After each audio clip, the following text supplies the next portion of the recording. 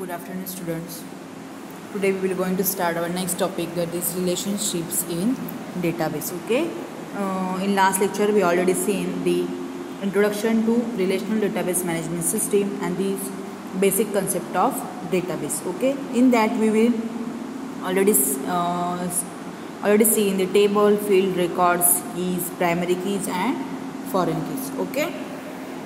In next point, relationships link data from individual tables to increase the usefulness of the database. A relationship in the context of database is a situation that exists between two relational database tables when one table has a foreign key that is used as a reference to the primary key of the other table.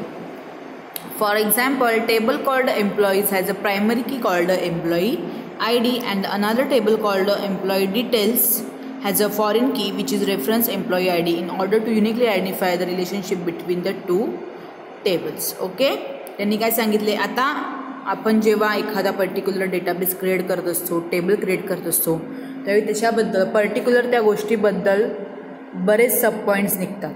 म्हणजेच काय, तर त्यांनी एम्प्लॉईचा घेतलेला आहे, तर त्याच्यामध्ये त्यांनी काय काय घेतलं आहे, एम्प्लॉईचा ID, employee name, employee email ID, address, phone number. Okay, these are the records of the employee and employee is the main field of the table. Okay, there are three types of relationship in relational database design. They are one-to-one relationship, one-to-many or many-to-one, many-to-many. Okay, relationships in database is important point. Okay, examला तुम्हाला हे जे आहेत types ते विचारतात. First is one to one.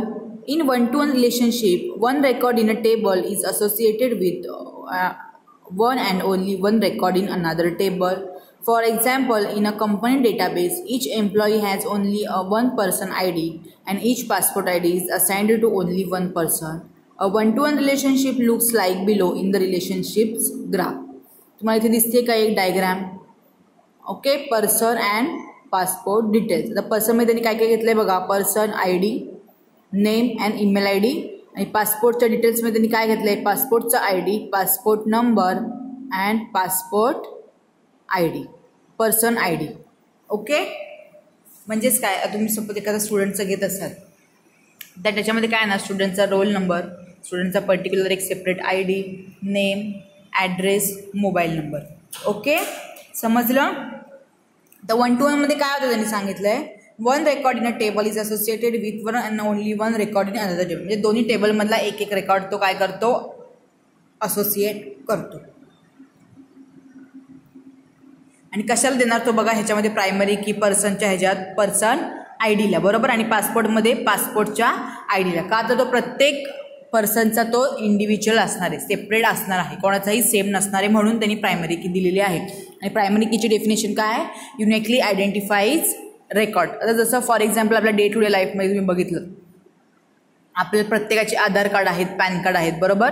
तर Aadhaar card is our personal identification number. Okay, uniquely identification UID आहे, uniquely identification number आहे. म्हणजे तो नंबर तुमचा आहे तर अजून दुसरा पर्सनचा असेल असं अजिबात होणार नाही. Every person has single individual number. Okay, so आपल्याला प्रायमरी की द्यायची झाली तर आपण आपल्या आधार कार्डला किंवा पॅन कार्डला देऊ शकतो. अंडरस्टँड. ह्याच्यामध्ये त्यांनी काय दिलं, पर्सन ID आणि passport ID is assigned to only one person. Okay, ह्याचं त्यांनी रिलेशन दाखवलेलं आहे. म्हणजे ह्या टेबलमधलं एक आणि ह्या टेबलमधलं एक, त्याला म्हणतात one two one. Okay, next is one two many. This is the most common relationship types. In this type of relationship, a row in a table city can have many matching rows in a table customer, but a row in a table customer can have only one matching row in a table city. त्यांनी काय सांगितलं आहे, one two मेनीमध्येच काय असणार, दोन टेबलमधलं, एका टेबलमधलं आपण one घेणार, एक ऑप्शन सिलेक्ट करणार आणि दुसऱ्या टेबलमधले मल्टिपल्स ऑप्शन्स आपण सिलेक्ट करणार. ओके, त्यांनी काय सांगितलं आहे, बघा इथे सिटीमध्ये त्यांनी काय काय घेतलं, city I D and city name घेतला आहे. कस्टमरमध्ये काय काय येणार, कस्टमरचा आय डी येईल, first name last name, customer city I D येईल. बरोबर. मग त्यांनी ह्याच्यामध्ये काय घेतलं आहे, सिटी आय डीमध्ये त्यांनी काय घेतलं आहे, पर्सनचं लास्ट नेम आणि सिटी आय डी त्यांनी घेतलेलं आहे. ओके, समजलं. परत डिस्क्रिप्शन बघा. Row in a table city can have many matching rows in table customer, but a row in a table customer can have only one matching row in a table city. एक सिटीच्या टेबलमधलं 1 to many मध्ये काय होतं, एका टेबलमधलं एक select होतं, पण दुसऱ्या टेबलमधलं ते मल्टिपल ऑप्शन्स सिलेक्ट करू शकतात. पण सेकंड टेबलमधलं मल्टिपल ऑप्शन्स 1 ह्याच्यामध्ये सिलेक्ट करू शकतो, पहिल्या ह्याच्यातलं एक सिलेक्ट करू शकतो. ओके, हे झालं 1 to many और many to 1. Okay, example of त्यांनी आता एक्झाम्पल दिले, बघूयात आपण. 1 to many relationships can also be viewed as many to one relationship, depend on which way you look at it. In the above example, customer table is the many and the city table is the one. Each customer can only be assigned one city and one city can be assigned to many customer. Okay, त्यांचा याचा अर्थ काय त्यांनी दिलेला आहे इथे, एका गावात राहणारे बरेच माणसं असू शकतात. ओके, आता आपलं महाड आहे, बरोबर. महाडमध्ये मल्टिपल्स लोक इथे राहतात, बरोबर. म्हणजेच काय, one city and multiples customers. Okay, आणि मेनू टू वनमध्ये कसं होईल, multiple customers can go to one city. तर फॉर एक्झाम्पल मी एक तुम्हाला बसचं एक्झाम्पल देते. मुंबईला जाणारी बस आहे, बरोबर. तर त्या मुंबईला जाणाऱ्या बसमध्ये मल्टिपल्स पॅसेंजर्स आहेत, त्यांना मुंबईला जायचं आहे. म्हणजेच काय, one bus multiple passengers go to the Mumbai. Okay, किंवा मल्टिपल पॅसेंजर्स मुंबईला चाललेले आहेत एकाच बसमधून. So this is the relationship of 1 to many and many to 1. Okay, next is many to many. A many to many relationships occurs when multiple records in a table are associated with multiple records in another table. Multiple records in a table product are linked to multiple records in a table supplier. आता त्यांनी ते example दिले बघा, product आणि सप्लायरचं. प्रोडक्टमध्ये काय दिलं आहे त्यांनी, प्रोडक्टचा आय डी दिला आहे, डिस्क्रिप्शन, प्राईस, सप्लायर दिला आहे. ओके, आणि सप्लायरमध्ये काय दिलं आहे, सप्लायरचा I D, description, address and telephone. बरोबर.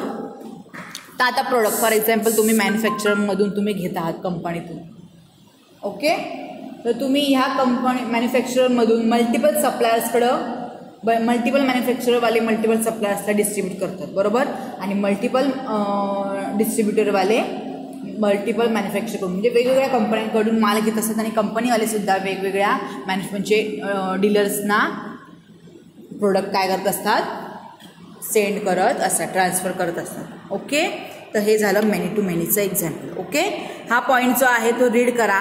जरा तुम्हाला वाटल्यास TPSमधून म्हणजे आपलं जे डायजेस्ट आहे त्याच्यामधून सुद्धा तुम्ही जरा रीड करा, एक्झाम्पल्स वगैरे त्यांनी दिलेले आहेत ते. ओके, आणि हा it is most important point. Okay, एक्झाममध्ये विचारतात, लिहून काढा. आपण नेक्स्ट लेक्चरमध्ये बघूयात इंट्रोडक्शन टू SQL.